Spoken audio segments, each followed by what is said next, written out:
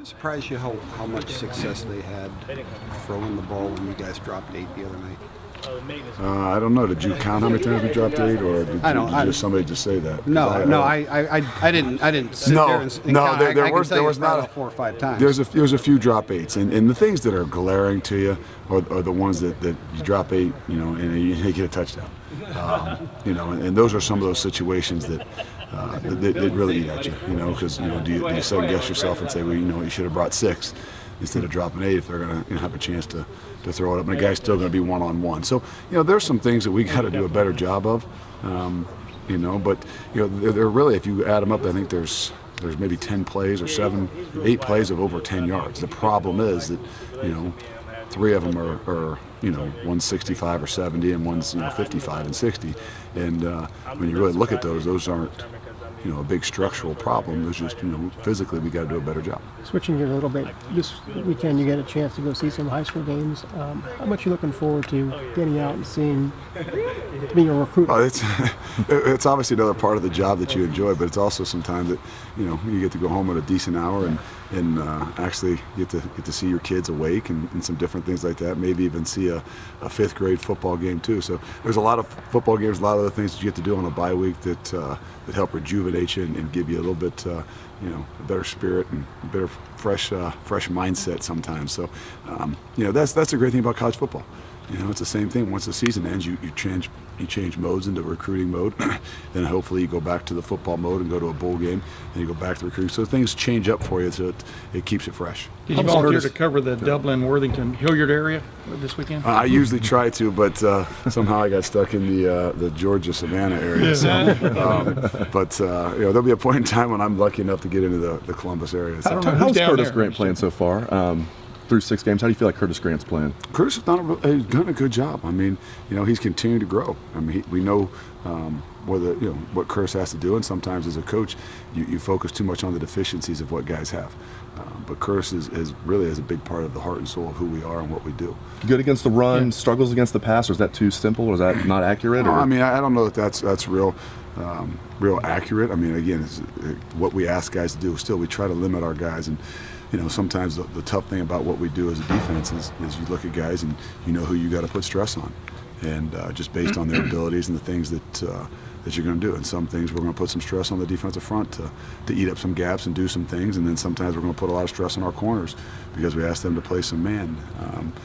So we do a decent job of trying not to put them in situations that we don't think that they can handle. Can you see when a guy's starting to feel comfortable in his role, and are you starting to see that from Curtis out there, just playing a little more? Yeah, that's what Curtis is. Yeah? That's what Curtis is. His first 2 years, he struggled mentally with his confidence, and the thing that Curtis does is he is an energetic guy, and he brings some passion to the game. Mm-hmm. He doesn't focus on his limitations. He focuses on his strengths, and I tell him that all the time. His biggest strength for us is his passion and energy, and he brings something to the team. Somebody can say, well, this guy could do something better, this guy might be better. Yeah, but we're not always looking for just the best 11 guys. We're looking for the 11, the best ones that work all together. Mm-hmm. So, that's the thing about football is, you can go in the weight room and say, here's your best 11. And the reality is that's not the best 11 because they don't all work together, they don't fit together in some different areas, and guys bring different things other than just what they, might do on in the weight room. Has Bosa surprised you? I mean, just talk about the way he's played, especially the other night. I mean, the second half he seemed. No, he's very mature beyond his means as a freshman, both physically and mentally. And a lot of things don't rattle him. So whether it's a big stage or different situations like that, he's a kid that has come a long way. But when he walks in these doors, it's not like he wasn't built and ready to go. So, but he has come a ways, and you never know with a guy coming in. You had some high expectations. I thought a lot about him. I had some high expectations when he came in, but you just never know if they're really going to live up to that. Pass rush in general, are you pretty happy with that? Was a young group, and they're starting to make better and more strides each week. It seems 5 sacks last week. Are you getting to where you need to be with that on a consistent basis, or what? Yeah, I mean, if we can, right now, the best. We talk about pass defense and some different things, but the best thing we're doing right now is third down. And if you really look at it, I mean, that might be the percentage-wise some of the best stuff that we do. Why is that? There's a lot of different things, but the ability for our guys up front to pin their ears back and to get some pass rush, we got a multitude of guys that can mix in there and do a good job with it. You lost Christian, obviously Pitt Brown filled in. How do you think he did? How do you see that the evolution of that position from now on? Oh, he did a good job. Sometimes the tough thing is guys then switch positions. You don't think, well, C.J. Barnett's played for 4 years, but the reality is C.J. had to play a different position too. So now you start to tinker with the things that you do, and now you start double repping guys at different positions, and those are the things that make it tough throughout a week. That's what makes it tough on a guy that you think that you can just switch from free to strong, and it's not a big deal, or from strong to free, or from nickel to free, and it's not easy, and especially with the different things that offenses do. Yeah, you sort of touched on this, but just how important is it for you guys' mental well-being, the coaches, for a bye week, to spend some time with your family to sort of recharge your batteries this week? Obviously, you'll be on the road recruiting, but as you mentioned, the schedule kind of changes. You get to see your kids a little bit more. How important is that to kind of get you through this? It's really big. As much pressure, as much stress as we put on ourselves, to have the ability to get out of here, to be a dad, to be a husband, to get a couple deep breaths. It's really tough.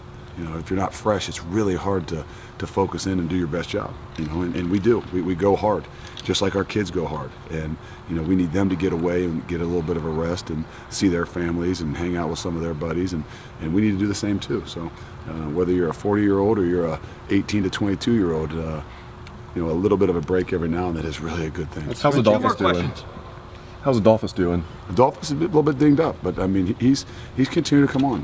He's still just a sophomore, a true sophomore guy that we put in high esteem as well and have high expectations for. And is still was dinged up and missed a couple games with his groin. So and then he got a little bit of an ankle this past week. So he's had a little bit of a tough go at it right now, just injury wise. But he's battling, he's grinding, and he's still a 19-year-old kid. Do you expect you'll have him for the Iowa game? I would expect that. Do you think you'll have Tommy shut? It's a good chance. It's a good chance. That was our target goal. So, next week will tell us a lot. Yeah, is he doing anything right now? I mean, was he? He was doing some individual, I think. Yeah. But we got to wait and see next week. Hey, does this surprise you at all how well, but coming into the season, front seven was sort of a question mark of this team. In the back end, everyone kind of thought would be solid, but it seems like right now, front seven's playing pretty well. Does it surprise you how well that group has played for being so young? No, it doesn't. But the reality is it's a team, and it doesn't matter if the front seven plays good or the back seven plays good. It all comes down to what we all do, and we can't lose sight of that. Whether who coaches them or whatever, we all work together. And the reality is with the young front seven, we put a lot of heat on our back end, and maybe that's comes with some of the territory and the situations, and that's why some of the yards are up where they are. But I know we don't. Everybody looks at stats and all those things, but to me, it's still the number one most important stats, that win column. And you go into a game with a game plan, and you stick with your game plan. If you have to change it, you change it. The good fortunate thing we have is, we haven't been behind in a game until last week. So whether it wasn't doing a great job against Wisconsin because we're taking some shots, the reality is you're winning. So do you go in there and you scrap your game plan for what you're doing, or do you stick with the plan to win? And we gotta make sure that we don't just scrap the things that we do, so our kids lose confidence in what it is that we do at times too. Luke, thank you. Thanks, Luke. Thanks, guys. Thanks, Coach. Thank you.